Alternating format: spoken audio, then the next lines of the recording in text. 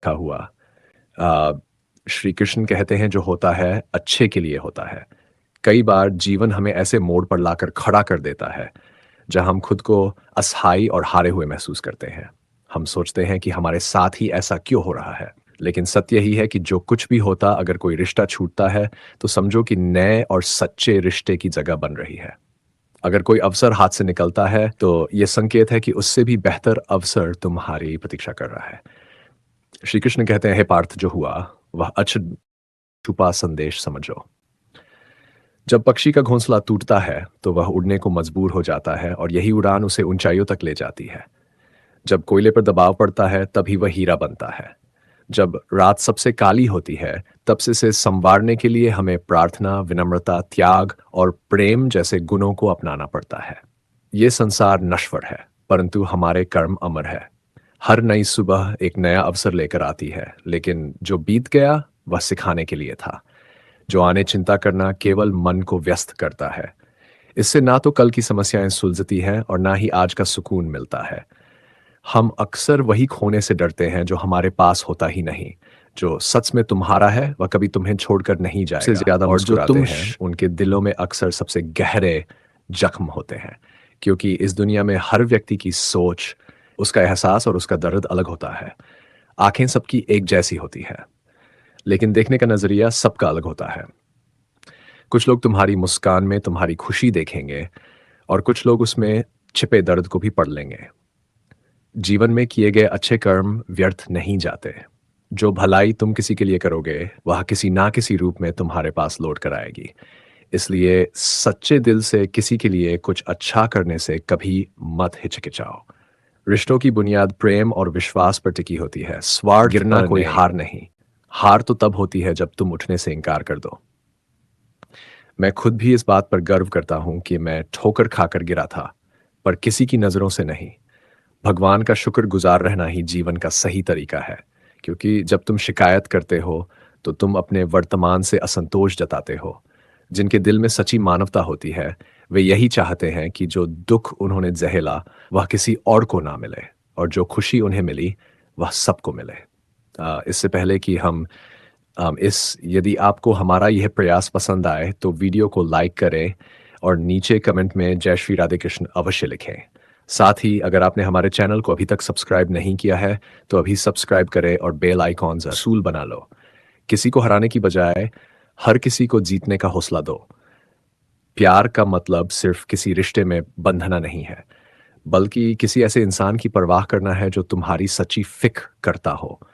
पहले लोग भावुक थे इसलिए, और अब लोग पेशेवर हो गए हैं। अगर फायदा हो तब ही रिश्ते निभाए जाते हैं। पर सच्चाई यह है कि इंसान का असली परिचय उसके चेहरे से नहीं, बल्कि उसकी वाणी, विचार और कर्मों से होता है। जीवन एक अनजान किताब की तरह है जहां अगले पन्ने पर क्या लिखा है कोई नहीं जानता। लेकिन बहुत कम लोग ऐसे होते हैं जो किसी के मन नियत साफ है और उद्देश्य सही है तो यकीन मानिए, भगवान किसी न किसी रूप में आपकी मदद जरूर करेगा। जब ईश्वर कुछ वापस लेता है इस सजा मत समझो, बल्कि ये मानो को कि तुम्हारे हाथों को खाली कर रहा है ताकि कुछ और बेहतर चाहे। वो रिश्ते हों, रास्ते हों या अवसर जो जाता है वो ज़रूरी नहीं कि तुम्हारे लिए था, लेकिन जो आएगा वो निश्चित ही तुम्हारे लिए होगा। ज़िंदगी में ठोकर खाना ज़रूरी है, क्योंकि ठोकर ही ये एहसास कराती है कि कौन अपना है, कौ। और जब तुम्हें ये समझ में आ जाता है तो तुम्हारी अपेक्षाएं भी बदल जाती हैं। अब ना तो ज़्यादा लोग अच्छे लगते हैं और ना ही किसी से अधिक अच्छाई की उम्मीद रह गई है। रिश्ते उन्हीं से रखो जो तुम्हारी इज्जत और सम्मान कर। कभी कभी सबसे बड़े धोखे हमें वहां मिलते हैं जहां हमने सबसे ज्यादा भरोसा किया होता है। लेकिन याद रखना, तुम्हारा आत्मसम्मान सबसे महत्वपूर्ण है। इसलिए खुद को उन लोगों से बचाओ जो तुम्हें बार बार गिराने की कोशिश करें। हर किसी को खुश करने की कोशिश मत करो, क्योंकि जो तुम्हें सच में चाहता है वह तुम्हें बदलने की नहीं, समझने की कोशिश करेगा। जीवन में सत्य के रास्ते पर चलो, धैर्य रखो और अपनी मंजिल की ओर बढ़ते रहो। परमात्मा के न्याय पर भरोसा रखो, क्योंकि जो आज तुम्हारे खिलाफ है कल वही तुम्हारी कहानी से प्रेरणा लेगा।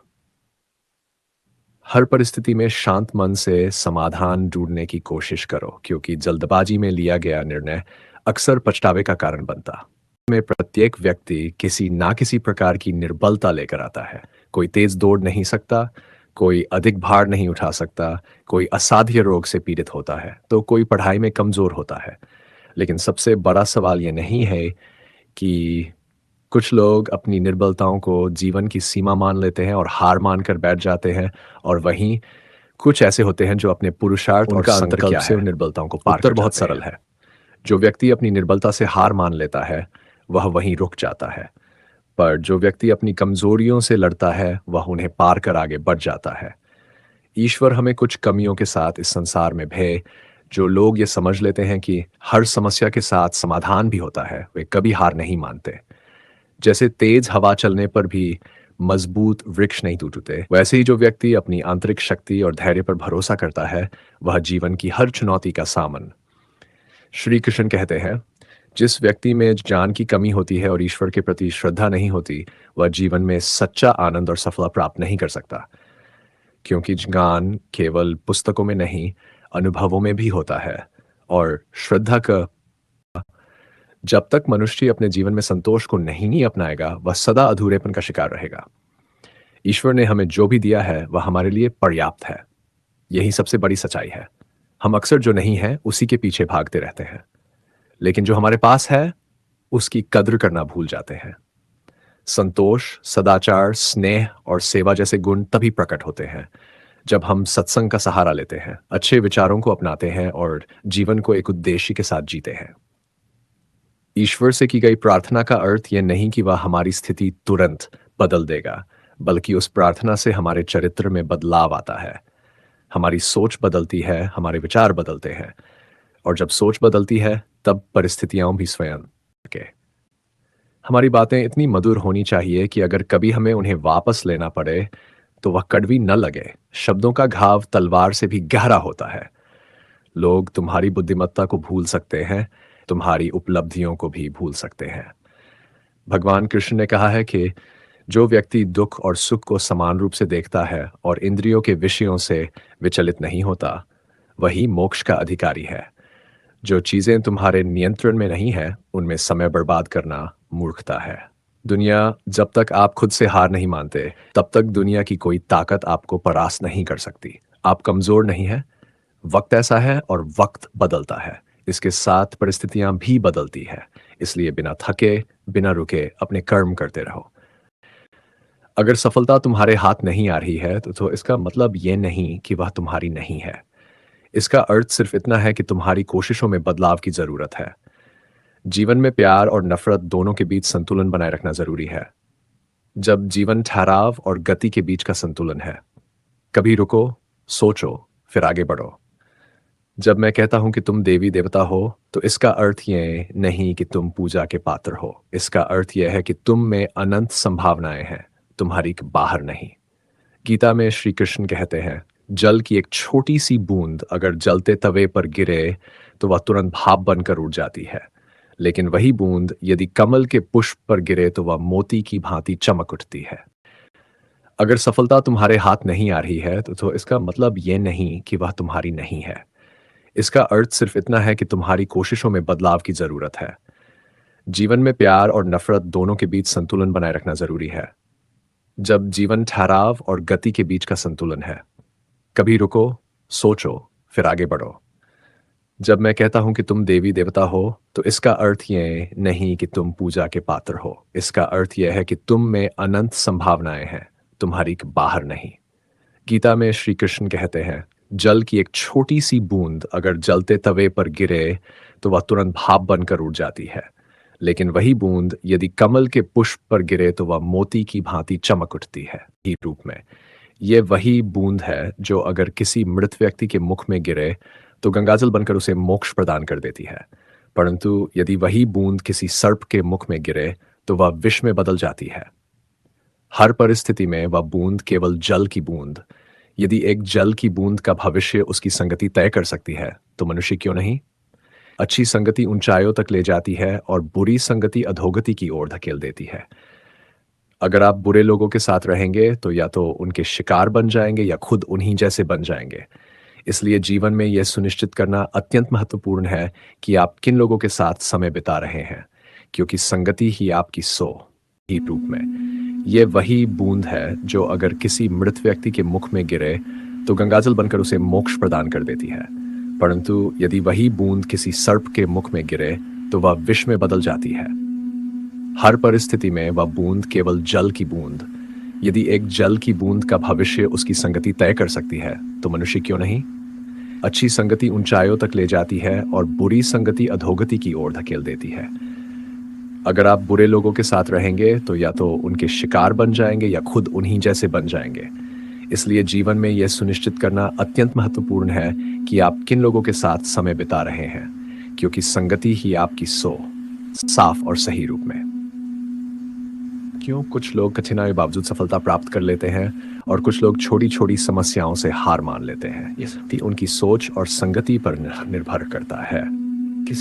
किसी महान व्यक्ति के साथ एक दिन बिताना, वर्षों की किताबें पढ़ने, सुख मुस्कुराया और बोला, भाग्यशाली तो तुम हो क्योंकि लोग तुम्हारे आने पर अपनों को याद करते हैं, जबकि मेरे आने पर वे अपनों को भूल जाते हैं। सुख भले ही सभी को प्रिय होता है, लेकिन दुख की भी अपनी जगह होती है। दुख हमें जीवन के असली मूल्य समझाता है। ये हमें दिखाता है कि कौन हमारे साथ है और कौन नहीं। जीवन में दुख दो तरह से आता है। पहला, तब जब हमारी कोई इच्छा अधूर, साफ और सही रूप में। क्यों कुछ लोग कठिनाई बावजूद सफलता प्राप्त कर लेते हैं और कुछ लोग छोटी छोटी समस्याओं से हार मान लेते हैं। ये सब उनकी सोच और संगति पर निर्भर करता है। किसी महान व्यक्ति के साथ एक दिन बिताना, वर्षों की किताबें पढ़ने, सुख मुस्कुराया और बोला, भाग्यशाली तो तुम हो क्योंकि लोग तुम्हारे आने पर अपनों को याद करते हैं, जबकि मेरे आने पर वे अपनों को भूल जाते हैं। सुख भले ही सभी को प्रिय होता है, लेकिन दुख की भी अपनी जगह होती है। दुख हमें जीवन के असली मूल्य समझाता है। ये हमें दिखाता है कि कौन हमारे साथ है और कौन नहीं। जीवन में दुख दो तरह से आता है।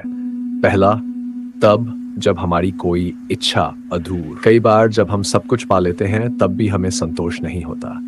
असल में दुख हमारे जीवन का एक ऐसा हिस्सा है जो हमें मजबूत बनाता है। जब भी जीवन में कठिनाई आती है, ये केवल हमें कष्ट देने नहीं आती, बल्कि हमें सीखने और समझने का मौका। याद रखो, अंधेरा सिर्फ इस बात का संकेत देता है कि उजाला पास है। दुख केवल ये बताने आता है कि सुख तुम्हारी राह देख रहा है। कठिनाइयां इसलिए आती हैं ताकि जब तुम जीतो तो वह जीत और भी मीठी लगे। जीवन एक रेलगाड़ी की तरह है, कभी तेज दौड़ती है, कभी धीमी हो जाती है, कभी किसी स्टेशन पर ठहरती है और कभी अनजान पटरियों पर निकल पड़ती है। लेकिन एक दिन आखिरी स्टेशन आता है जहां सबको उतरना ही पड़ता है। कोई साथ नहीं जाता। यही जीवन की सच्चाई है और पूरा लिखा हुआ। जिनमें इंसानियत नहीं, वे भी तो मुर्दा ही है, भले ही उनमें सांसें चल रही हो। कुछ लोग अपनी पूरी जिंदगी उन लोगों के लिए बर्बाद कर देते हैं जिन्हें उनकी कोई परवाह नहीं होती। परवाह उन लोगों की करनी चाहिए जो हमारे होने से खुश होते हैं, न कि उन लोगों की जो हमारी मौजूदगी में भी हमें अनदेखा कर देते हैं।